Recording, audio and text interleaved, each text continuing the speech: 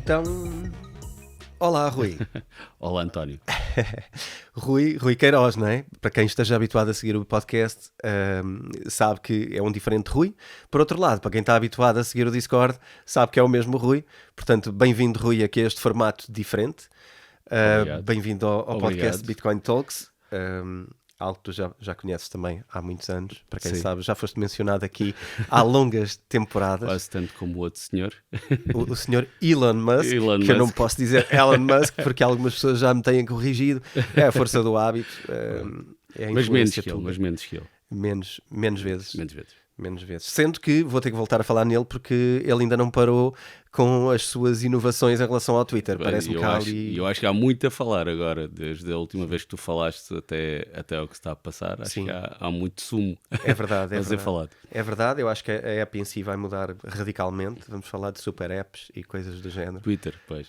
O Twitter. Exatamente, vai ser algo diferente. Vai ser algo muito diferente. E se calhar estamos aqui meio em tom de brincadeira e como sempre aconteceu, se calhar aqui estamos a puxar uma lead para uma coisa que vamos ter que trazer, porque se calhar tem importância suficiente para fazer, não sei se um episódio, mas pelo menos meio episódio ou uma grande remarca, eu acho que sim. Eu acho que provavelmente vai ter esse para fazer durante vários tempos, vários episódios, ou seja, pouco tempo se calhar sobre porque ele vai mudando, porque ele mesmo assim ele não sabe bem para onde é que aquilo vai.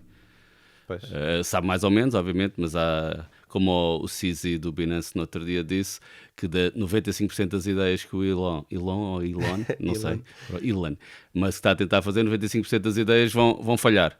Portanto, ele vai... Olha, se calhar isso também é uma característica normal dos empreendedores e das empresas e dos projetos, não é?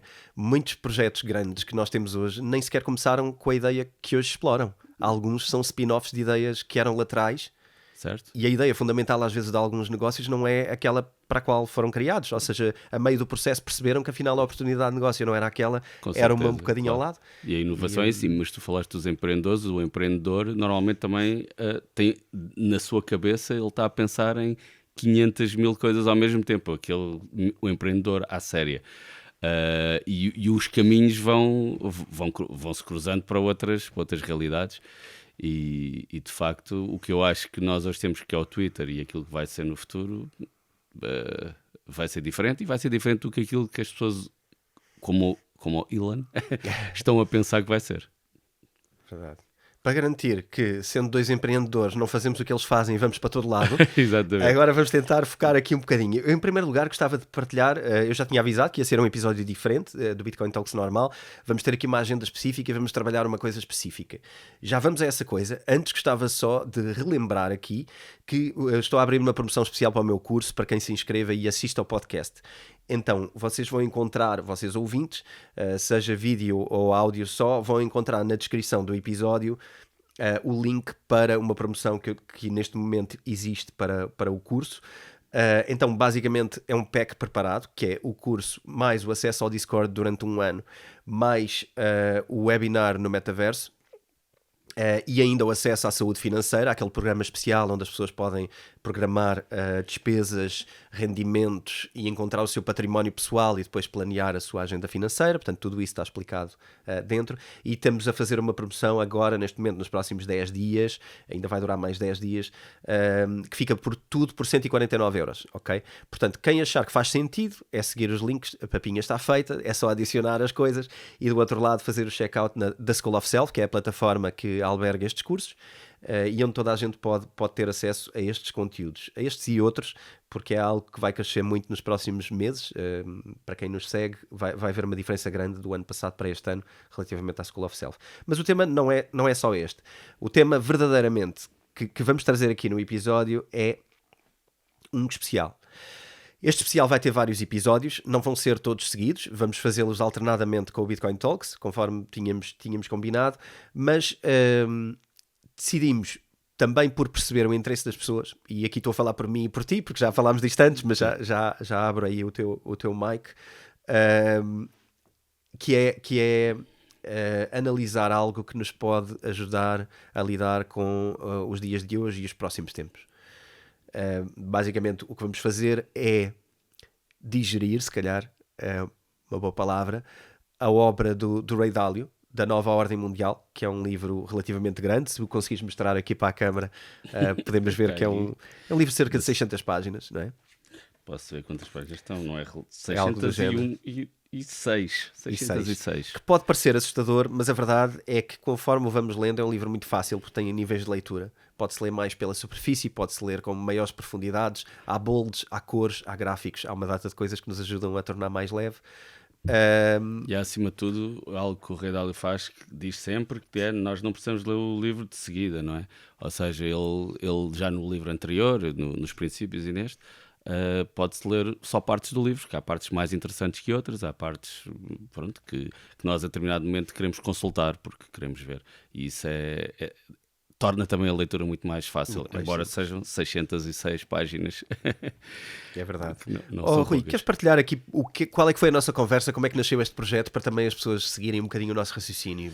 Porque é que decidimos fazer isto? Ora bem, o Ray Dalio foi uma pessoa que eu conheci há uns anos atrás e depois falei contigo até que achei que ele era alguém que tinha algo de relativamente importante a transmitir ao mundo. Na altura ele ainda não tinha escrito este livro, obviamente,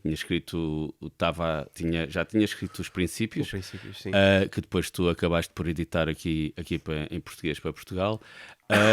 E de facto o que na altura o Ray Dalio me chamou a atenção a primeira vez que o vi, já agora eu até posso dizer, acho que não há problema nenhum em dizer, a primeira vez que o li, estava a ler o livro do Tony Robbins sobre saúde financeira. Não sei como é que se chama o livro, não tenho de cabeça, mas estava a ler esse livro, também são muitas páginas, se calhar são mais do que estas, e era uma das pessoas que o Tony Robbins falou foi com o Ray Dalio, e depois ele descrevia a conversa com ele, e foi para mim espetacular, e uma das coisas principais e que eu gostei logo do Ray Dalio é a sua abordagem socrática do mundo. O que é que eu quero dizer com a abordagem socrática? Não é o Sócrates português, mas o Sócrates grego, que tem como pensamento eu só sei que nada sei, e sempre em constante aprendizagem. E essa abordagem muito straightforward que o Ray Dalio faz sobre isto, para mim chama-me logo a atenção, que eu gosto muito. E depois qual era o grande objetivo dele, que era, além do crescimento pessoal e como sermos melhores pessoas, que era no início, mas era também como adivinhar o futuro, ou como prever o futuro. E ele nos seus modelos, porque ele não podemos esquecer quem é o Ray Dalio. O Ray Dalio é um investidor e agora já não, que ele vai sair da presidência da empresa, mas ele gera um maior hedge fund do mundo, em termos de market cap. Não é market cap que se diz, é volume de dólares sobre... Que é Bridgewater, já agora. Que é Bridgewater. E eu, na altura, até quando ele estava no livro do Tony Robbins, ele estava a descrever e eu estava a pensar, vou já investir e vou pôr dinheiro nele, ao que ele também disse no livro que era impossível, por uma série de motivos que não tem a ver com a nossa condição de termos menos dinheiro do que os investidores que ele tem. Também é esse, mas não era esse. Tem a ver com equilíbrios, não é? Exatamente. A quantidade, o volume de dinheiro que ele tem sob gestão é tão grande que qualquer operação que ele faça pode ter impacto no mercado e não é esse o objetivo, nem é isso que ele quer. E por isso foi logo esta abordagem que eu fiquei de facto entusiasmado por conhecê-lo melhor. Então nessa altura eu fartei-me de ver vídeos do YouTube, todas as entrevistas dele. Portanto eu na altura estava bastante consciente do que era a K7 dele, entre aspas, e que eu gostei bastante de ouvir e continuo a ouvi-lo afincadamente. Então, de uma maneira geral, já percebemos aqui a importância do Ray Dalio, não é? É uma das pessoas mais importantes dos mercados financeiros, uma das que teve mais sucesso. Por acaso, alguém que se destacou muito no ano 2008, porque muitos tiveram dificuldades que ele conseguiu prever com os algoritmos, porque trata-se de uma empresa que usa algoritmos para prever movimentos financeiros e mercados. É alguém que foi conselheiro quer dos governos americanos, quer dos governos chineses durante os últimos 37 anos. E europeus também. Ele ajudou bastante o governo de Espanha, que ele fala isso no outro livro, nos princípios. Eu não lembro do nome do ministro da Economia espanhol, Guindos, acho que foi qualquer coisa Guindos, que ele disse que era das pessoas o mais impressionou na vida dele até então. E ele no outro livro fala um bocado sobre esse senhor. Isto sobre princípios. Sobre os princípios, sim, princípios da vida. Que não é assim o nome do livro, e é Princípios para a vida e para o trabalho. Para a vida, peço desculpa. É esse. Mas é o Princípios, o grande nome dele, embora ele agora use ele continua a usar Princípios, mas agora é Princípios para lidar com a nova ordem mundial. Esse é o livro que vamos falar aqui, é aquilo que nós vamos digerir aqui. Percebemos a importância do Ray Dalio, vamos falar sobre a importância do livro, mas também aproveitava para dizer que uma ideia engraçada que também tivemos na altura de vamos conceber aqui um conjunto de episódios e ajudar as pessoas a digerir este livro, não é? Portanto, tu como eu somos grandes, não sei se é fãs a palavra, mas pelo menos somos grandes admiradores do trabalho do Ray Dalio, da forma como ele organiza e interpreta a informação e a transmite. Eu acho que é genial a forma como ele passa. Sim, sem dúvida. E a informação que está aqui, às vezes eu até, a primeira vez que li o livro, pensava, ok, isto parece-me relativamente lógico e não vou dizer básico, obviamente, mas relativamente lógico, mas depois, se nós pensarmos bem, o processo que o leva a conseguir tirar estas conclusões, tudo está no processo, e esse processo acho que faz toda a diferença, e ele manter essa abordagem altamente sempre questionadora, que é uma abordagem que também nós os dois temos, porque para quem não sabe, nós já nos conhecemos há muitos anos, e quase desde o início nós sempre nos questionamos em tudo, em todos os temas, cada vez ao longo da nossa vida, se calhar mais profundos, no início eram temas se calhar menos profundos, mas sempre nos questionamos e partilhamos isso com este senhor, claro. Pois, o que está por trás, a quantidade de estudos que existem por trás disso, a quantidade de blind spots que foram explorados por um conjunto de pessoas, porque isto não é só o Ray Dalio a trabalhar para estes livros, é uma equipa de pessoas, uma equipa de estudantes sobre temas, historiadores. Ele foi consultar todo o tipo de fontes de informação por causa do que ele diz sempre, que é com uma consciência muito clara de que é mais aquilo que eu não sei do que aquilo que eu sei. Exatamente, essa frase e eu acho que isso é uma atitude. Aqui anotada. E já me tiraste essa frase que eu queria dizer, pronto, disseste tu. Roubei-te a frase. Roubaste-me a frase, não há problema. Mas tu já abordaste isto com o pensamento socrático, só sei que nada sei. Portanto, está lá.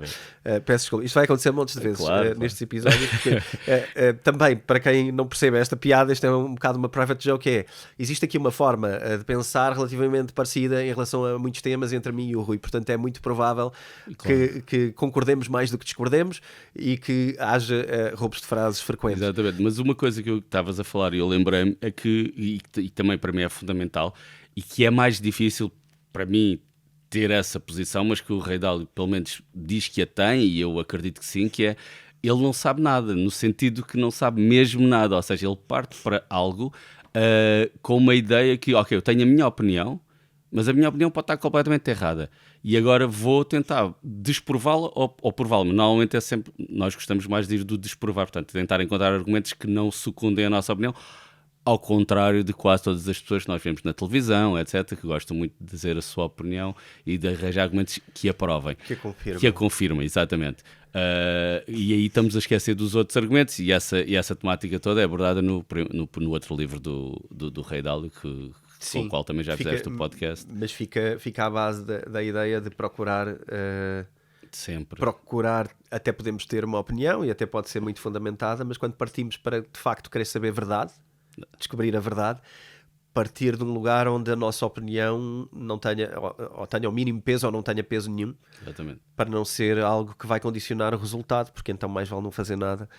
Se vamos querer chegar a uma verdade que já sabemos qual é, então não vale a pena investigar. Mas isto é muito complicado para o nosso ego, não é? Sim, esse é o desafio e esse é o exercício que eu acho que estas pessoas nos inspiram e ajudam a fazer, não é? A mim ajudou-me muito a obra do Ray Dalio a melhorar quase todos os aspectos da minha vida, porque de facto pretendo mesmo implementar, e é preciso querer, e noto uma grande diferença do implementar para o antes não implementar. E não é fácil, vou só dar uma nota de rodapé sobre o Ray Dalio. Eu acho que já tinha contado, mas eu tenho uma pessoa que eu conheço bastante próximo da minha vida, que é uma rapariga que é americana. Ela vivia em Nova Iorque, agora não vive em Nova Iorque. E os amigos dela ela tinha muitos amigos que trabalhavam na Bridgewater para o Ray Dalio. E eu contava-lhe a falar que gostava muito da forma de pensar. E essa malta, ela disse, não em português, obviamente em inglês, mas vou tradução livre, essa malta é como uma seita, no sentido em que a forma, e depois esmiuçámos um bocadinho isso, mas a forma de pensar e a forma da empresa estar organizada à volta de todos os princípios que ele definiu é de facto bastante diferente para tudo o resto. E eu tenho acompanhado que tu, quando leste o livro, de facto viste aqui algo que era extraordinário, tanto que fizeste o mesmo podcast, mas com esse tema, com o tema do livro, com o tema do livro, e de facto eu sei que tem tido um impacto mais relevante na tua vida do que na minha, é verdade, porque também estás-te a esforçar mais para isso, obviamente, mas sim, agora é de facto diferente, é uma postura diferente. Sim, eu percebo a ideia de seita. Eu gostava de até trazer aqui alguma opinião, se calhar, diferente, mas percebo a ideia. Porque seita, por definição, exige um outro tipo de agenda por trás que não certo, esta agenda. Portanto, a ideia de seita traz uma conotação negativa, mas de alguma maneira naquilo que uma seita possa ser positiva, no sentido de pessoas se organizarem à volta de princípios que possam funcionar entre si para criar algo maior, sem dúvida. No sentido em que possa haver uma agenda específica para favorecer... Portanto, o lado mais negro de seita é ver a definição e procurar. Não, claro, ali o que ela quis dizer são pessoas que tinham ideias, todas as mesmas ideias e que eram diferentes da maior parte das outras empresas. Mas eu também considero, aliás, eu acho que aqui já o disse e nós nas nossas conversas também já o dissemos, já agora partilhamos, eu também considero o empreendedorismo nesse aspecto uma seita. Eu também considero uma data de outras coisas, não é? Os coders são uma seita, as women in tech são uma seita também, no aspecto em que são pessoas que se reúnem à volta de princípios que partilham e que depois, de alguma maneira, sai dali algum produto, não é? Ou algum conteúdo. Mas percebo que quem está muito longe do conceito e se cruze com uma forma de pensar diferente, possa parecer que aquilo vem de um lugar estranho. E depois também há pessoas que não se adequam ao estilo, e a empresa dele tinha muita gente que ia saindo porque toda aquela parte de ser... agora não me lembro o termo que tu vais te lembrar, que é estupidamente... a transparência radical. Transparência radical, isso, exatamente. Transparência radical, em que não é fácil as pessoas serem radicalmente transparentes umas com as outras. É dizer exatamente o que pensam e tu deves melhorar A e B e não gostas de ir no A e B. Não é fácil e toda essa parte, pronto, e as pessoas não se adaptam. Mas pronto, isto é só para dizer que... Trata-se de uma empresa que em termos culturais, cultura de empresa, eles são casos de estudo e tudo, em faculdades, por causa disso, porque existe ali uma coisa que vai muito para lá do nós temos esta forma de funcionar ou temos este procedimento na empresa. É mesmo muito profundo, é uma cultura diferente, mas... tal como suspeitávamos, estamos muito longe do nosso tópico. Isso já seria de prever. Vamos nos aproximar. Não sei se algumas pessoas já estão a sentir ansiedade ou não. Vamos tentar aqui aproximar um bocado. Eu acho que já se percebeu o propósito do porquê o Ray Dalio. Eu acho que na verdade também era importante trazer aqui com algum peso a pessoa e a diferença da cultura que o Ray Dalio tem na vida das pessoas, das empresas e etc. O que é que era o nosso propósito e porquê é que decidimos partilhar este livro? Porque de alguma maneira ele é um instrumento altamente relevante e talvez o melhor instrumento, eu vou arriscar esta arrogância, talvez o melhor instrumento para navegar as águas que aí vêm relativamente à geopolítica, aos comportamentos internacionais, aos confrontos de impérios, às diferenças políticas que estamos a ter, às instabilidades políticas e às guerras que possam ou não surgir ou escalar ou não. Concordas com esta ideia? Que ele é eventualmente o melhor instrumento? Não sei se é o melhor porque eu não conheço tudo, não é? E o que eu não conheço é muito menor do que aquilo que eu desconheço, não é? Portanto, mas não sei, mas de facto, acho que o que este livro nos traz, e quando eu comecei a ler pela primeira vez, era uma visão de que o mundo estava a caminhar para um momento de inflexão, ou seja, em que íamos por um caminho e estamos a mudar para outro. Na altura que eu estava a ler pela primeira vez, eu não estava a visualizar minimamente isso, sinceramente. Não estava a visualizar e acho que provavelmente a maior parte, ainda hoje, a maior parte das pessoas que vão ler isto ainda não estão bem a visualizar, principalmente no início, não é? Quando estamos a começar a ler o livro, não estão bem a visualizar que as coisas podem ser como ele diz. Mas, de facto, ele tem uma forma de apresentar a informação que nos leva a pensar que, ok, isto vai acontecer, de facto. O que está aqui vai acontecer, e a forma como os ciclos, porque ele fala muito de ciclos, ocorrem, só uma nota à parte, ele não foi a primeira pessoa no mundo a falar de ciclos, não é? Nós na universidade aprendemos o Krondatiev, eu nunca sei dizer o nome daquele senhor, já era o ciclo de Krondatiev, ou Krondatiev, que era um russo, que fez também um ciclo, que era o ciclo de 100 anos, etc. Portanto, ele não é o primeiro a definir ciclos, e há muitas coisas aqui parecidas com esse ciclo. Mas o que ele nos mostra é uma forma muito específica como é que nós vamos do ponto A ao ponto B. E isso vai acontecer de certeza. Se vai acontecer amanhã, se daqui a 10 anos, daqui a 100 anos, daqui a 1000 anos, não sei. Mas este processo vai acontecer. Eu e o António, pelas conversas off-topic, fora daqui do podcast, temos falado que eu acho que o António está mais próximo de achar que esta realidade é mais próxima do que eu acho, ok? Vou já fazer esse disclosure. Acho que estamos mais longe disto, e alguns dos últimos eventos que se passaram no mundo fazem com que... não sei se agora já podemos falar sobre qual é que é uma das teorias base dele. Podemos falar sobre o que quiser. Que ele acha que estamos a assistir ao final da queda do Império Americano e ao início do novo Império. Ou seja, existe um novo contender em inglês, um novo, como é que se diz? Um novo concorrente. Que é a China.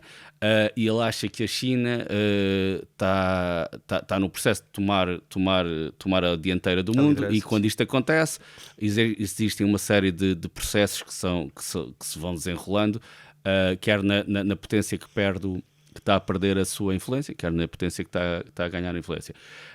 Mas eu acho que a China está a dar alguns tiros nos pés, mas depois isso quando estivermos mais para a frente no livro, se calhar depois falamos. Está aí um teaser engraçado. Eu acho que a China está a dar alguns tiros nos pés. Agora, eu estou a ver isto do meu ponto de vista ocidental, do que é que eu considero que a sociedade deve estar organizada, porque afinal de contas, outra sideline que eu acho que vai acontecer muito no livro é que este podcast, ou sobre este livro, vai ser um bocado político, no sentido em que o António tenta ser menos político, eu aqui vou ser se calhar um bocadinho mais político, e vou pegar em temas se calhar um bocadinho mais, que possam ser mais menos consensuais. Não obstante, eu acho que a cultura chinesa e a cultura ocidental é muito diferente, e mesmo as pessoas que em Portugal defendem mais uma cultura mais chinesa, vamos dizer assim, ou seja, estou a falar em termos políticos de partidos mais do espectro da esquerda e mais à esquerda, mesmo essas pessoas eu acho que não estão muito fora do que é a China, ou seja, de perceber as idiosincrasias da China. Eu estou completamente fora, eu não sei. O Rei Dálio não, o Rei Dálio sabe, ele trabalhou com os chineses, e isso é uma vantagem brutal ao ler este livro, que ele tem esse conhecimento. Vou dizer também só mais uma coisa depois, que tem a ver com a atualidade.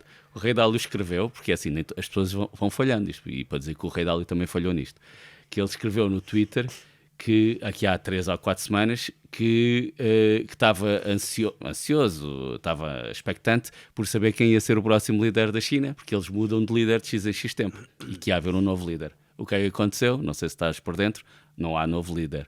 O líder de agora, que eu agora não consigo dizer o nome, arranjou forma ou de qualquer, não sei bem, mas ele agora é o líder, até mudou o nome, passou a ser tipo líder supremo, não é líder supremo, mudou o nome para continuar no poder. Portanto, há coisas que, porque o Rei Dálio estava a argumentar quem é que poderia ser, e ele conhecia alguns e não conhecia outros, e pronto. Sim. E as coisas não ocorreram como ele dizia. Por isso é que eu digo que a China está aqui num processo diferente. Também nisso eu admiro bastante, e ele é muito transparente relativamente aos erros que faz. Lá está, claro. A verdade, a transparência radical, eu acho que ele pratica de facto. Aliás, ele salienta até os erros que fez no passado, e aliás, eu acho que este livro é um produto dos erros do passado dele. Ele conta logo aqui na introdução o erro que ele fez quando houve em 71 e depois em 80 e tal, quando ele interpretou da maneira errada os sinais que estavam a acontecer, e ele tira daí uma lição que eu acho que é aquela que nós tentamos agora com o livro ajudar as pessoas a chegarem lá também mais rapidamente, que é quanto mais rapidamente procurarmos soluções para os nossos erros, menos vezes tendemos a repeti-los, não é? O Ray Dalio tem esta humildade de perceber que então errei, então é porque não sei, então há coisas que são blind spots para mim, então o que é que eu não vi?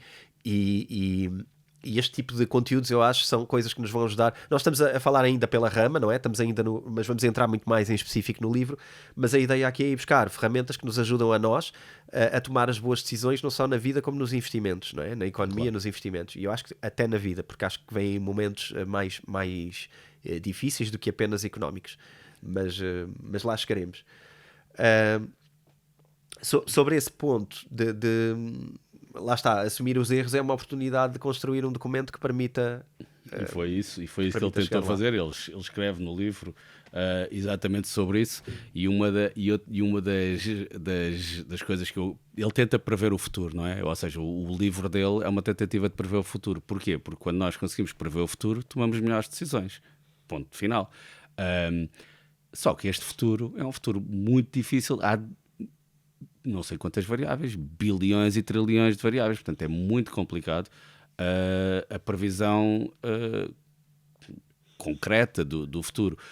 E por isso ele tem uma abordagem que é engraçada, que ainda há bocado estávamos a falar, que era ele aborda, ele quer que o livro seja uma abordagem não dos pormenores, mas uma abordagem eu posso tentar ver aqui onde tendências de macro-tendências. E é giro, porque nos pormenores, quando a gente está muito focado nos pormenores, podemos nos focar da big picture, não é? E quando queremos nos focar na big picture, se vamos aos pormenores, perdemos-nos rapidamente.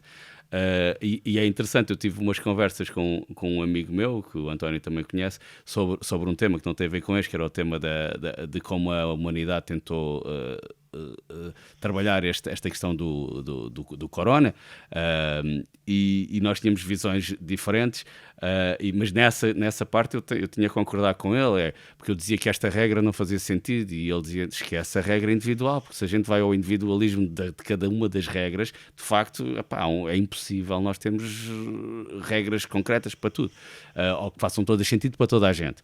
Portanto, temos que olhar em cima da árvore, vamos dizer assim, que é outra expressão que eu gosto muito de dizer. E aqui só voltando ao Rei Dalio, o que faz é exatamente isso, é tentar olhar para a big picture, porque se nós formos ao detalhe, se for um historiador, se houver aqui algum historiador que esteja a ver este podcast e que esteja interessado em ler o livro, vai ver e vai olhar aqui para coisas e vai dizer que são imprecisões. Porquê? Porque de facto nós não podemos ir ao detalhe de tudo, e quando aconteceu no ano A, B, C, não.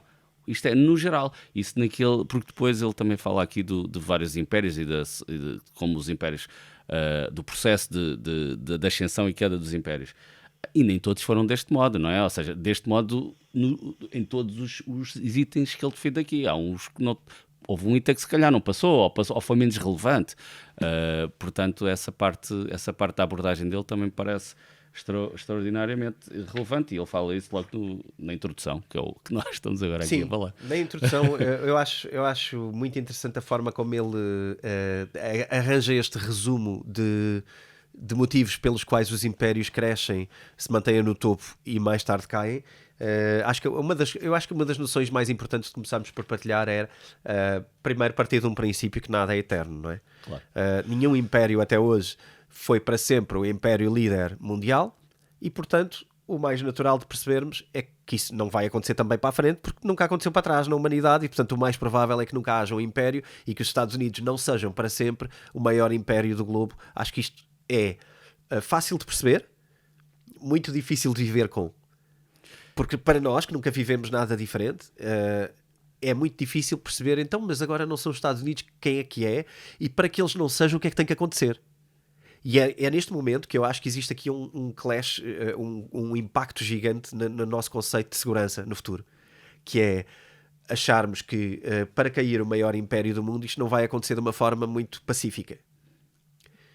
Pode acontecer ou não, não é? Ou não. Há aqui processos. Mas aquilo que partimos do princípio é, ok, mas vai ser militar, vai ser só económico, mas se for económico, como é que é? Não vai ser pacífico na mesma, porque para os Estados Unidos ruírem por dentro, tem que haver dificuldade interna e também não vai ser pacífica. Pode ser para nós europeus, mas não vai ser internamente pacífica. Para a China crescer, como é que vai crescer, não é? Nós podemos achar, ok, vem a China, vai se estender para a Europa em primeiro lugar, ou vai ser a Rússia que se vai estender para a Europa, e o que é que vai acontecer à nossa liberdade e às nossas vidas? Porque ele fala muito da China, mas pode não ser a China, não é? Pode não ser a China. Para ele existe uma grande probabilidade de ser a China, por uma série de fatores. Poderia ser a Índia também, mas a Índia é muito mais focada nela própria do que para fora, enquanto a China, por exemplo, eu vou muitas vezes, menos vezes do que eu queria, mas vou às vezes a Moçambique e a África, e tenho a clara noção que a influência da China em África, que é brutal, versus a influência neste momento da Europa ou dos Estados Unidos em África, que é diminuta, ou da Índia, que é tipo praticamente zero, exceto obviamente na África do Sul, em que há uma grande comunidade de indianos.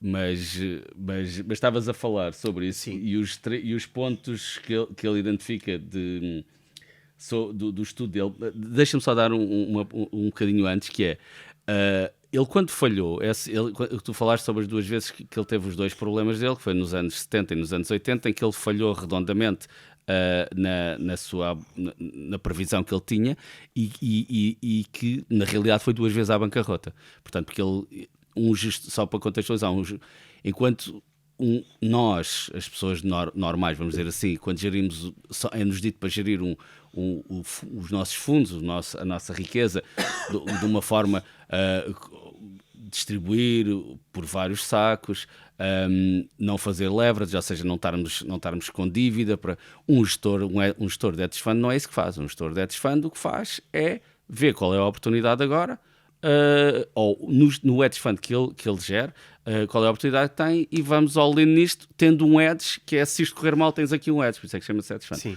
mas é risco. O risco é muito mais do que alguém que quer equilibrar a carteira. Claro, o risco é muito maior.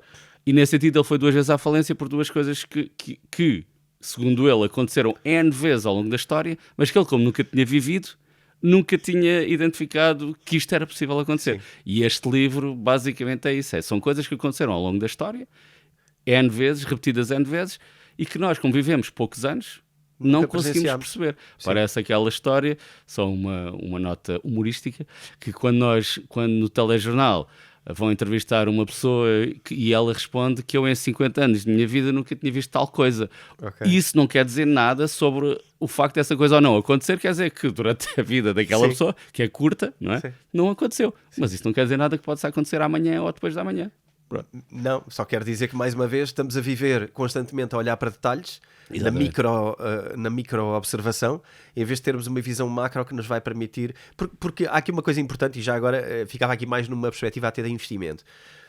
É muito mais impactante na vida de uma pessoa não ver um grande movimento da história, um grande momento destes, não o ver, certo, do que andar dia a dia a querer navegar em pequenas variações de nada que na verdade no longo prazo vão significar muito pouco. Claro. Errar numa destas, não ver, não estar atento ao big picture, e por isso é que eu acho que é tão relevante. Se calhar quem não ouviu até agora, que liga agora o podcast e rapidamente observe, porque isto é que de facto pode ser uma grande proteção para a vida e para o investimento, e de facto pode ser a diferença entre estar em dificuldade ou estar do lado do conforto, que é conseguir preparar para eventos que já eram previsíveis, mas só para quem tem uma visão zoom out, não é? Claro. Eu falo muitas vezes de zoom out, fazer zoom out e olhar para as coisas. Às vezes sairmos da nossa própria cabeça e sermos uma terceira pessoa que olha para nós como outro indivíduo. Eu faço frequentemente isso para avaliar o que é que eu de facto estou a fazer. E isto ajuda a perceber, até em termos económicos, se fizermos isto na economia, ok, estamos a viver isto, e agora olhamos para o nosso governo e criticamos a notícia que passa na televisão amanhã, claro, ou que ouvimos na rádio ontem. Isso é extremamente desinteressante. É perder tempo. Porque, na verdade, existe uma tendência daquilo que está a acontecer aqui, e já é expectável que seja a notícia A e a B e a C amanhã, portanto já sabemos todas mais ou menos à zona. O importante é perceber, ok, mas o depois, o que é que está a acontecer em termos globais? Como é que eu posso viver com isto, contornando de alguma maneira mais... Só sobre o que tu disseste agora, podíamos agora estar a falar horas e dar exemplos concretos, e eu acho que seria espetacular termos um espaço, não agora, mas no futuro, se calhar, tipo quase Jon Stewart, em que nós vamos ver na televisão coisas que para muita gente é extraordinariamente importante e é tipo o final da vida e se isto não acontecer, quando na realidade é um blip que se aconteceu ou não as pessoas já nem se vão lembrar e que é irrelevante, mas naquele momento as pessoas ficam por dentro a doer, não é? E com ansiedades, etc. E isto liga com o quê? Liga com o momento em que nós estamos hoje. E foi um momento que o Ray Dalio consegue definir muito, muito bem, que é este momento de troca, segundo ele, de troca de impérios, e que para isso acontecer acontece uma coisa que é a diferença de riqueza. Sim. Entre ricos, ou entre seja, ricos e pobres. Embora hoje eu vou dizer uma coisa que eu acredito profundamente, há pessoas que não vão concordar provavelmente, mas eu acredito profundamente que hoje as pessoas mais pobres vivem muito melhor do que viviam há 200 anos atrás, o mais pobre do mais pobre, no Ocidente, em África, Sim. etc. Podemos ir não, o Rui está a dizer isto mal, porque eu tenho o meu vizinho que vive mal e que está com fome. Sim. Ok, tudo bem. Obviamente que há pessoas que vivem mal. Em dificuldades, sim. Têm dificuldades. Mas, em média, as pessoas, as classes mais baixas, vamos dizer assim, têm coisas que hoje vivem, por exemplo, em Portugal, as pessoas que têm hoje dificuldade de alimentação é muito menor do que era há 200 anos atrás, que era se calhar 70% da população. E hoje não é 70% da população que tem dificuldades de alimentação. Sim, é verdade. E esse fosso vai ser abordado aqui várias vezes. O fosso entre ricos e pobres é uma das coisas mais relevantes para mudanças de impérios. E era isso, agora eu tinha perdido o fio à meada e vou voltar, que tem a ver com o que aparece na televisão. Ou seja, o que hoje as pessoas ficam mais emocionalmente... Como há esta diferença enorme, e essa diferença acho que hoje é gigantesca, obviamente. Hoje nós vemos as pessoas que são estupidamente ricas e o resto da malta o que é que quer? Quer se calhar chegar até lá. E nesses processos ficam com ansiedades, etc, etc. E quando aparece na televisão coisas que são, pronto, não são boas, obviamente, dão uma importância desmedida a esse pormenor, ok? Em vez de estarem focados exatamente no olhar para fora, ok, para onde é que nós vamos? É muito mais importante o para onde é que nós vamos do que o que aconteceu nesta situação específica. Como, por exemplo, vou dar um exemplo só das notícias de hoje ou de ontem, aquele rapaz que foi o Estado, o Governo vai recrutar e vai pagar 4 mil euros de salário a um rapaz de 21 anos, acabado de sair da universidade, nem tem mestrado, e vão-lhes pagar 4 mil euros, assessor da ministra. Ok, a maior parte muitas das pessoas vão olhar para isto e vão, é um escândalo, é isto, é aquilo. Outras pessoas vão reduzir a sua dissonância cognitiva, dado que são do PS, por exemplo, e vão dizer que não é. Para mim, eu estava a olhar para aquilo, é irrelevante, não é isso que eu vou perder o meu tempo, a minha capacidade mental, não, é irrelevante. Estas coisas sempre aconteceram, sempre onde aconteceram, se estão certas ou erradas, não é esse o ponto. Agora, o que eu sei é que quando isto acontecer, as pessoas vão ficar cada vez mais chateadas. E o que é que isso vai resultar em? Porque as pessoas vão estar cada vez mais chateadas. E esse é o processo, e nós aqui temos de tentar antecipar. Posso trazer aqui uma frase que eu gostava de ler? Eu assinalei aqui sobre esta questão, que é sobre a questão dos ricos e pobres e do fosso entre eles. Então, isto agora na primeira pessoa, uma frase do Ray Dalio, tirada do livro. Fiquei a saber que o que mais afeta a maioria das pessoas, na maior parte dos países, ao longo do tempo, é a luta por fazer, deter e distribuir riqueza e poder. Embora também haja luta por outras coisas, principalmente pela ideologia e religião. Okay? Isto é uma frase tirada do livro, que por acaso está a bold no livro, a página, página 38, faz parte da introdução, e isto tem a ver com a forma como ele avaliou e primeiras conclusões que ele tira relativamente ao mundo, não é? A ideia de que as pessoas passam a grande parte da sua vida e do seu tempo a lutar por riqueza, a lutar pela forma de a distribuir e a jogar jogos de poder. Okay? Não vou falar sobre jogos de poder, isto era uma conversa longuíssima, dava um episódio sozinho. Que era aquela que eu gosto de falar. Que ias querer falar. Não, só dar uma nota aqui, que eu até também tenho assinalado essa. E qual era a minha nota que eu tenho aqui? Não sei se tu consegues perceber a minha letra. É a seguinte? Não, a nota. Não. O RSS. O RSS. Ou seja, embora isto para dizer que os ensinos, embora o Ray Dalio é capitalista, ele diz-se que é capitalista e também diz uma coisa que choca muitos capitalistas americanos, que é, ele acha que o capitalismo não está a resolver uma série de problemas que esta inequality, eu digo muitas palavras em inglês, desigualdade. A desigualdade entre, e o capitalismo não está a conseguir resolver.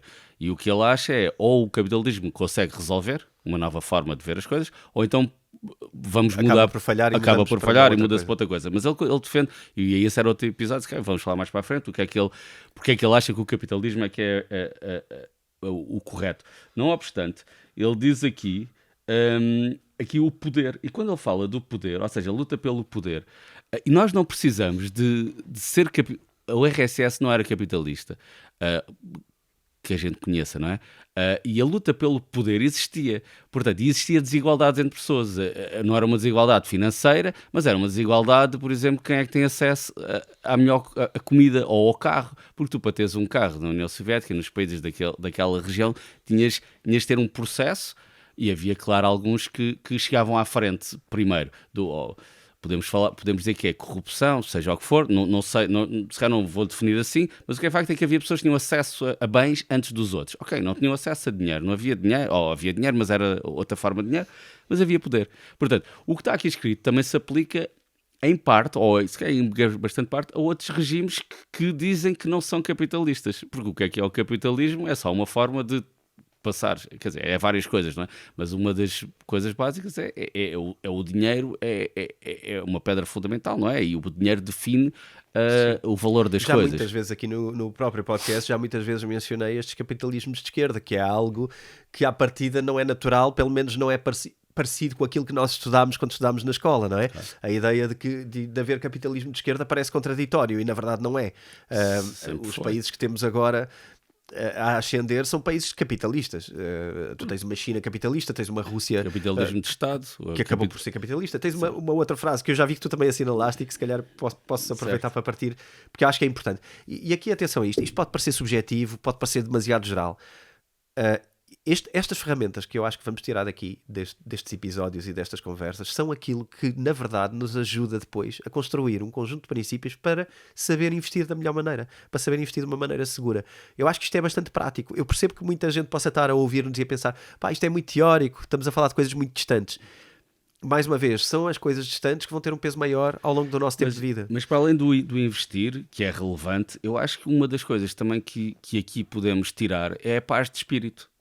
Porque quando nós sabemos os processos que isto está a acontecer por causa disto, e o processo provavelmente é este, ou seja, dá-nos uma paz de espírito. Quando estamos a ver as notícias, para quem ainda vê notícias, tira a ansiedade toda. Eu constantemente, desculpa interromper-te, mas ainda este fim de semana, num evento de aniversário, um amigo perguntou-me, então, mas isto agora... E eu sentia uma ansiedade enorme sobre os assuntos. Porquê? Porque falta esta frase que eu trago agora aqui. Mais uma vez, desculpa, esta interrupção é maior do que eu pensava. Mas isto é a nossa vida, estamos a interromper. Trazer aqui a importância, eu anotei para mim, esta foi a nota que eu tirei, que é a importância de ter princípios e poder viver usando-os para poder lidar com o que fazemos, com o que nos acontece e tomar melhores decisões. Isto foi a minha nota relativamente a esta frase do Ray Dalio. A minha missão atual, isto é o Ray Dalio a falar, a minha missão atual é descobrir como funciona o mundo e obter princípios intemporais e universais para saber lidar com ele, e é simultaneamente uma paixão e uma necessidade para mim. E eu pensei, também é para mim, e porquê? Okay.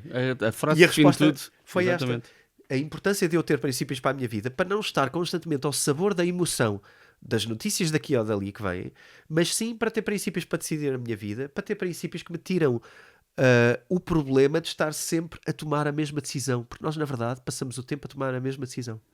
E se nós decidirmos que a nossa forma de agir perante este acontecimento é esta, nós somos um automatismo, somos uma máquina que faça este estímulo responde desta maneira. Exatamente. Ponto. Já está preparado. Está preparado e não tem grande dor. Certo. E esta é a parte relevante. Tem dor de princípio, tem dor de às vezes parece que não é a mesma coisa e às vezes não queremos fazer aquela solução. A maioria dos nossos problemas e das nossas decisões erradas, estou aqui a enrolar-me um bocado, estou um bocadinho resfriado. Foi do aniversário. Foi do aniversário no fim de semana. Foi também. E estava aqui a dizer, às vezes existe a dor de não querermos decidir daquela maneira, porque convinha-nos que fosse diferente. Mas é muito mais relevante para mim e tem funcionado muito melhor daquilo que eu vou vendo na minha curta história. Aplicar estas coisas e eventualmente assumir que as coisas não são o que me apetece, mas sim o que precisam de ser para fazerem sentido. isto funciona muito melhor e é muito mais confortável e tem muito menos emoção, ansiedade. É mais confortável num estádio, vou dizer, diferente de consciência, porque para a maior parte das pessoas o mais confortável não é isso, obviamente. Sim. Ou seja, tu antes o mais confortável não era isso, era... Poderia ser até eu descobrir, não é? Aqui também, assim, exatamente, eu claro. quando eu digo esta transformação que fiz na minha vida, em alguma fase, não teve a ver com o Ray Dalio. O Ray Dalio é muito mais encontrei alguém que leva isto para outro nível. Eu acho que foi muito mais isto, não é? Eu acabei por aprender com dificuldades e obstáculos e quedas, um bocadinho a espiral que o Ray Dalio explica, certo, que a vida é isso, que é, tu tens crescimento, estás no topo, quando tem o topo tens um desafio, há uma queda, há um cair ao chão, há um reaprender, um bocado como as crianças, não é? Quando aprendem a andar, caem e cada vez caem menos, não é? Ou caem com coisas diferentes. Eu diria que no caso cais com coisas diferentes e as anteriores já aprendeste. Por exemplo, mas aprender. Por exemplo, em investimentos financeiros, um exemplo muito concreto que eu dou muitas vezes. Eu fiz erros, eu já faço investimentos, para quem não conhece, eu já faço investimentos financeiros, na realidade, desde 1986, quando o meu pai chegava a casa e perguntávamos o que é que a gente queria, que era eu e o meu irmão, queríamos comprar de ações na altura que a Bolsa tinha, a portuguesa estava em máximos e a gente ia, tinha 10 anos, 9 anos, 10 anos. Mas na realidade comecei mais tarde e nos anos 2010 comecei mais à séria. E fiz erros claríssimos que hoje não vou fazer, porque hoje e na altura criaram muita ansiedade. E um dos erros básicos que eu fiz foi em 2018, final de 2018, o mercado estava a cair já desde setembro. E no final de 2018 eu carreguei no botão que é lá no site que eu uso, carrego no botão que é vender tudo e vendi tudo. E foi dos maiores erros que eu fiz da minha vida, não por ter vendido naquele momento, mas porque a seguir eu disse, ok, vendi tudo e agora não quero saber mais. E isto é um erro crasso que a maior parte das pessoas fizeram, inclusive o meu pai fez quando foi em 87, na creche da Bolsa Portuguesa, e isto, para quem investe, isto é um erro crasso, porque muito basicamente, só explicando porque é que é um erro crasso, é que enquanto nós vivemos num mundo de moeda fiduciária, o que é uma moeda fiduciária? São os euros, os dólares, são moedas que eles imprimem quando querem imprimir. Nós sabemos que o estoque disponível de moeda, que existe de moeda, está sempre a crescer. Logo, o preço das coisas vai sempre crescer ao longo dos tempos, quer seja do preço do café, o preço desta mesa, o preço do livro ou o valor das empresas. Que as empresas vão vender as coisas mais caras. Portanto, o valor das coisas vai sempre crescer, do imobiliário, etc. E quando tomamos consciência plena disso, e eu tomei mais tarde, já libertei uma série de mochilas com pedras que nós às vezes carregamos, não é? De dor. E essa dor já não tem. Claro que agora, nós que investimos, os mercados, quer o mercado de cripto, quer o mercado de ações, está um bocado em baixo, só que o impacto que tem na minha vida não tem nada a ver com 2018. E a evolução é essa. E à medida que nós vamos conhecendo a nós próprios e ao mundo, mudam os dilemas. E o que o Ray Dalio tenta fazer é tentar antecipar tudo isso, antecipar cada coisa. É um bocadinho como a meteorologia. A meteorologia também tenta prever o futuro, e por isso é que eu gosto de meteorologia e trouxe o tema. A meteorologia tenta prever o futuro, e é o que ele tenta fazer. As variáveis da meteorologia são muitas também, e estas ainda são mais e mais complicadas, porque têm a ver com o homem, e o homem é um ser muito complicado. É verdade. É verdade. E agora, se calhar, em termos de agenda, ainda aqui dentro desta preparação para o porquê destas coisas, e porquê dos fins dos impérios, e porquê das diferenças de ricos e pobres, sim, há aqui uma consequência também entre ricos e pobres, e este escalar histórico que se tem agravado nos últimos tempos, levou-me a assinalar aqui mais uma ou duas ideias principais que eu acho que são relevantes de manter. Em primeiro lugar, há uma relação simbiótica entre as pessoas que detêm a produção de riqueza e a política. E isto é histórico e aconteceu em todos os impérios. Inclusivamente no RSS. Inclusivamente no RSS, na tua nota, neste ponto, está lá. Antigamente, vamos analisar aqui historicamente. Eu estou a dar grandes saltos aqui em texto, mas acho que é importante dizer estas coisas. Antigamente, estas fontes de riqueza e de produção eram terrenos agrícolas, que eram a fonte das coisas. Depois passaram a ser o capitalismo produzir bens. Depois, isto de mão dada com o poder político.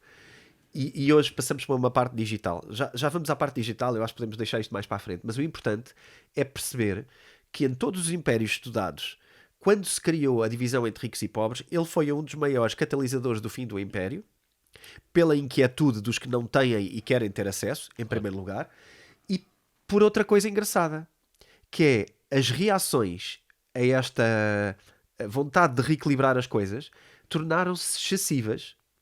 A forma de quererem corrigir estas coisas tornou-se excessiva. Então acabaram por ser mais prejudiciais do que vantajosas. Que é a reação política a tentar equilibrar. E é o que acontece hoje, não é? E é o que está a acontecer hoje. Hoje há muita gente, portanto, o que é que isto quer dizer? Precisamos de redistribuir a riqueza, não é? Com o qual eu e o António concordamos, obviamente, acho eu. Eu digo obviamente por mim, mas acho que também, no geral, a gente concorda.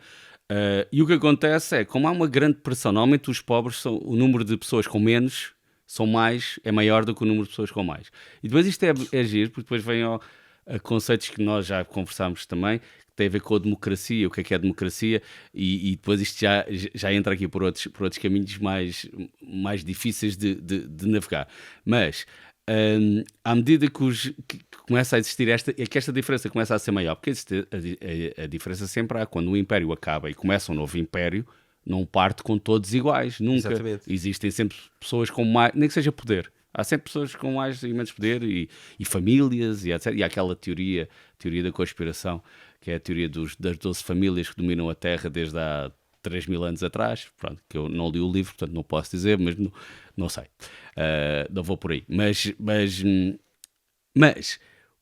os pobres, as pessoas com menos, não vou dizer pobres, porque pobres não é uma boa expressão, porque são pessoas que começam a ver os outros com mais e a diferença começa a ser maior, e o Estado começa a tentar tirar de uns para dar aos outros, obviamente, e as pessoas que têm mais começam a sentir que estão a ser taxadas em excesso. E isso vai gerar o quê? Vai gerar cada vez mais diferenças. E nós observamos isto hoje, claramente. Por exemplo, eu acho que, só pegando o exemplo das eleições do Brasil, é um bocadinho isso, não é? Isso é uma parte, não é as eleições do Brasil não é isso, obviamente, mas é uma parte relevante. E cá também, e por todo lado. E o que é que vai acontecer nos próximos tempos, agora dando um aspecto muito, muito mais seguro, eu tenho muita segurança, que isto só vai tender a agravar-se. Não há outra hipótese. Consta, na história nunca aconteceu de outra maneira. Pode acontecer. Sabes que nós não temos que concordar os dois, um com o outro, nem temos que concordar com o livro, não é? E eu aí estava-te a dar o exemplo no outro dia do Império Romano, em que as pessoas pensam que houve a ascensão e queda do Império Romano. E na realidade o Império Romano viveu muitos anos, foram 500, não sei de cor quantos foram, mas dentro desse Império Romano houve muitos altos e baixos. Portanto, houve momentos em que as pessoas, se calhar... Ou seja, quando nós fazemos análise, o Rei Dário não faz a análise do Império Romano, está muito longe e não há dados. Mas nós sabemos historicamente que houve momentos melhores e momentos piores. E houve recuperação. E uma das coisas com as quais eu acho que pode dar-se esta recuperação no sentido em que, e eu vou dizer também claramente que eu prefiro, neste momento, pela informação que eu tenho, um mundo com ascendente americano, embora eu não concorde com os Estados Unidos em montes de coisas, do que um mundo com ascendente na China, ok? Eu digo isto claramente. Embora o que eu não sei é maior do que eu sei. Portanto, do que eu sei, eu prefiro isto. Portanto, a recuperação, ou seja, para as pessoas voltarem a estar mais... Porque isto, na minha opinião, também tem tudo a ver com o que é que se passa nos Estados Unidos, e eles exportam, neste momento, uma série de pressupostos culturais e que depois resultam nisto tudo, de redes sociais, etc. Mas eu acho que é possível. E como é que é essa possibilidade? Através do digital, ou seja, dos próximos, da nova forma de riqueza que aí vem, que vai aumentar provavelmente o PIB estupidamente, que é toda a parte da automatização, do que a gente chama metaversos, seja lá o que isso for. Mas a dúvida aqui é, isso vai originar descentralização de poder e descentralização de riqueza, e eu não sei se vai.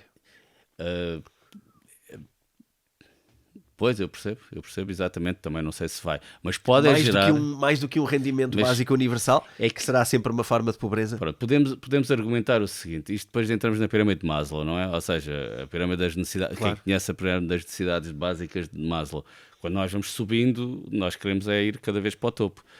Isto para dizer o quê? Dizer que, ou então usar outra expressão que é, como os americanos dizem, que é o keep up with the Jonases. Porque o que nós temos é pouco relevante, o que interessa é o que é que o vizinho do lado tem.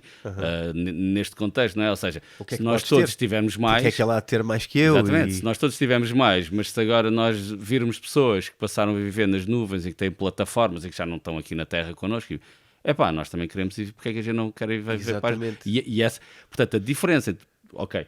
Portanto, voltando claramente a diferença entre ricos e pobres não vai, na minha opinião... Eu estava a pensar na forma os que têm menos vão viver melhor. Vão, mas a diferença vai continuar a ser tal maior. Como tu mencionaste há pouco, que à partida os que têm menos também vivem melhor hoje do que há uns anos atrás, certo. Não é? Há largos séculos. Melhor, mas na percepção de hoje, não é? Porque nós vivemos hoje... Mas comparativamente. Há aqui uma frase engraçada que também aborda isto, que é as largas percentagens de capital, quando reunidas à volta de poucos...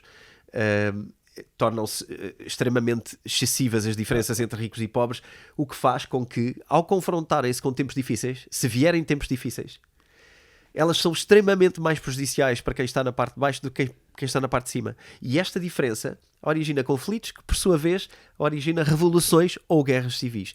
Eu acho que a única coisa que aqui estava em causa, às vezes pode parecer que eu estou só a falar de guerras entre impérios. Quando eu falo de um império cair, não é só isso. Sim, uma revolução interna também é. E eu diria que há muitos sinais nos Estados Unidos que podem levar à ideia de que pode haver uma revolução interna. Nas três ordens que é a dívida, o aumento da dívida, os três fatores que vão dar lugar à queda de impérios ou à mudança de impérios, que é a dívida grande, e a dívida grande tem sempre mais reflexos nos pobres, as pessoas com menos dinheiro, com menos bens, e depois portanto, os conflitos internos e os conflitos externos. São os três fatores que ele considera que são fundamentais. E nós, nos Estados Unidos, vemos claramente a parte do conflito interno, é clara, não é? Toda a gente que segue um bocadinho a política americana vê isso, tal como vimos agora no Brasil, que é um país relevantíssimo para o mundo e que está num estado de, vou usar a expressão, arruaça, que é inimaginável há 20 anos atrás.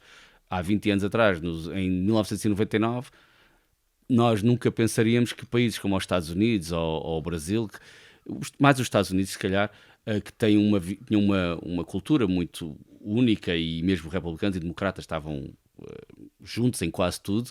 Hoje qualquer coisa é motivo para já não consegues conversar com alguém que está do outro lado. E não há conversas, e as pessoas têm medo de conversar sobre temas profundos. Nós não temos. Mesmo com o nosso grupo de amigos, eu tenho os meus amigos, o António deles, depois temos amigos em conjunto, de um modo geral, nos mais próximos nós não temos, e temos pessoas com opiniões completamente diferentes das nossas, que defendem mundos completamente diferentes, mas conversamos com eles, conseguimos conversar. A maior parte das pessoas hoje em dia tem essa dificuldade, e não é culpa das pessoas no sentido em que são melhores pessoas ou piores pessoas, e nós somos melhores ou piores, não tem nada a ver com isso, tem a ver com todo o ambiente, todo aquilo que tu estavas a falar há bocado. Quando nós não percebemos o que é que nos está a acontecer, sentimos injustiçados por um lado ou por outro, quer seja do lado da direita ou da esquerda, ou de cima ou de baixo, seja qual for o prisma, e claramente este ponto que o Rei Dálio diz aqui no livro está a acontecer de forma clara. Eu acho que a divisão é enorme, e tu tocaste um ponto engraçado que se calhar vale quase como uma tendência para um encerramento deste tópico. Esta ideia de que podemos falar, eu acho que podemos falar, mas acho que temos de saber como. Porque eu não sei se concordo que posso falar livremente de qualquer tópico entrando nele de qualquer maneira. Eu acho que às vezes há comunicação possível. Imagina, isto são layers. Eu acho que as layers podem se tocar, mas não existem no mesmo sítio. Sim, eu acho que não estão no mesmo sítio. As ideias das pessoas não estão no mesmo sítio. Eu não sinto que todos os meus amigos e todos os amigos que temos em comum ou não circulem dentro do mesma frequência. Eu acho que não. Mas acho que temos que perceber do nosso lado que conversas são possíveis e como é que é possível tê-las. Eu acho que todas são quase possíveis, mas como é que as temos?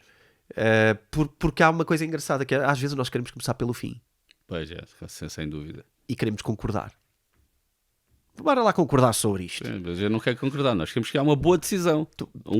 E depois tens que perceber, à terceira ou quarta frase tu percebes, espera, nós estamos a conversar, é aquela coisa do nós vemos, mas não nos encontramos. Exatamente, nós vemos. É uma questão de níveis. É uma questão, vê-se, mas não se encontra. Exatamente. E eu acho que é importante perceber isso o mais cedo possível para que consigas recuar o suficiente na conversa para começar por algum lugar onde até ali existem bases sólidas. E tu fazes isso constantemente, e às vezes até é duro. É duro de ver. Mas sim, mas tens essa tendência de fazer. Porque senão não é bem uma conversa, claro. Parece-me a mim. Mas normalmente, se nós temos, se tu agora não estás no teu círculo de amigos e vais falar com outra pessoa qualquer, há temas e forma que nem vamos tocar, porque não sabemos o que é que a outra pessoa pensa ou não pensa, e mesmo que saibamos, não sabemos qual é a reação. E isto acontece por todo lado. Antigamente acontecia no futebol, não era? Sim. Agora é tudo hoje futebol. Tudo é futebol. Tudo é uma futebol. frase aqui Também do António, tudo é futebol. E é verdade. E o futebol tem o seu espaço, e etc. E é emoção, não é? É emocional. Nós não temos que ser racionais no futebol. Pá, antigamente, quando eu era mais miúdo, achava que tínhamos que ser e via os penaltis. Hoje estamos nas tintas. Mas nestes temas, que as pessoas estão todas emocionais quando deviam ir. Não, mas as pessoas vão dizer que não estão emocionais, têm razão. Eu acho que nós estamos mais do mesmo lado do que pensamos. Completamente. E por isso é que olhar para isto como futebol é sempre uma perda. Claro. Porque vamos estar a discordar sobre coisas que podíamos saber mais e aprender mais. E eu acho que é bom sempre ver as opiniões do outro lado. Achas que podemos encerrar por aqui hoje? Acho que sim. Podemos encerrar por aqui. Fica um convite para quem queira, por exemplo, comprar este livro e acompanhar-nos, que eu acho que pode ser giro, criar aqui uma ideia quase de clube de leitura e acompanharem-nos à medida que vamos falando. Quero deixar desde já duas ideias. Primeiro, criámos um cupão que lhe vamos chamar... Vamos criar já agora o cupão. Eu não inventei o cupão. Vamos criar o cupão. O cupão vai ser Princípios... Ok, vai ser Princípios temporada 8. Pronto. Okay. Não é muito original. Estava à espera de algo mais original. Olha, tens 10 segundos para criar um melhor. Isso está bom. Não Princípios, temporada 8. Ok. E quem for à loja online da editora Self pode comprar este livro com um desconto extra de 10%. Ok. E assim pode nos acompanhar nesta leitura. Nós vamos fazer alguns episódios. Hoje eu diria que o nosso grande tema tem muito mais a ver com o porquê do Princípios. E provavelmente o grande tema do episódio será as diferenças entre ricos e pobres e porque é que eles são muitas vezes o fim dos impérios ou a dificuldade em que os impérios se encontram, e é onde estamos hoje, as diferenças entre ricos e pobres, especialmente nos Estados Unidos, no mundo ocidental todo. No mundo ocidental. E as diferenças, por exemplo, de países. Pronto. Principalmente nos impérios que são vigentes. A questão aqui agora é as diferenças entre ricos e pobres, e eu acho que esta parte está bem explorada.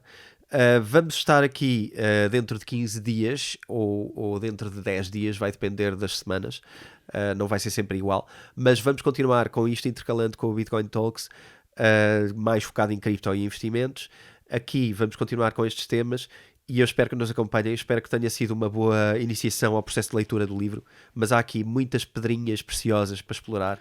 Não, o que eu estava a dizer ao António antes de começarmos, era eu quase qualquer página dava um episódio de 1 hora, ou de meia hora. Há aqui tanta coisa que, se nós formos analisar de forma mesmo radicalmente transparente, é brutal. Mas não vamos fazer. Vamos fracionar isto, vamos voltar. Para quem gostou disto já sabe, vai haver mais. Quem especialmente achou que não faz sentido nenhum, também ppode saltar o episódio e ouvir o seguinte, que há de ter a ver com outro tema. Então ouvem 2.0, 2 vezes a velocidade. 2 vezes a velocidade. Eu ouço 2 vezes a velocidade em português, uma vez e meia em inglês. Ok, está aí no speed YouTube, reading. No YouTube, no Spotify não sei como é que é, e nas outras plataformas também não sei. Também é possível. Também é possível. Sim. Então, até para a semana. Até para a semana. Big addition.